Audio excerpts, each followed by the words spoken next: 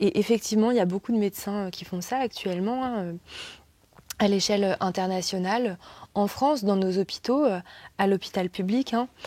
Et pourquoi ces médecins font ça?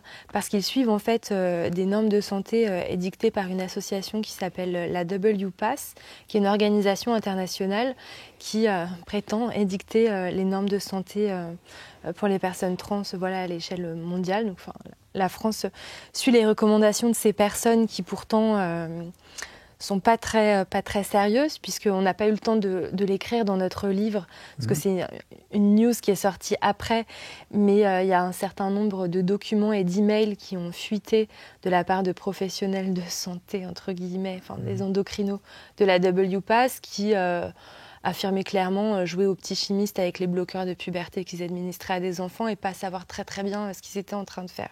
Donc, les médecins dans nos hôpitaux français aujourd'hui suivent les règles édictées par ces personnes-là. Pourquoi font-ils ça? Peut-être... S'il s'agit d'un business finalement derrière, est-ce qu'il y a... Vous pourrez... Dans le privé et dans le système de... Enfin, dans le privé en France et dans le système de santé américain, enfin oui, clairement il y a un business. Après, on peut... Enfin, dans le cadre des hôpitaux publics en France, c'est pas exactement la même chose, mais... Voilà, nous on pense qu'il y a peut-être des médecins qui pensent qu'ils sont en train de se poser en sauveurs, ça rejoint le alors qu'ils transhumanisme. ne savent pas exactement tout ce qu'ils font. Puis il y a aussi beaucoup de médecins qui aiment le geste technique, c'est-à-dire que... le geste technique. Oui, enfin, je veux dire, ce sont des chirurgies par exemple très très compliquées tout de même.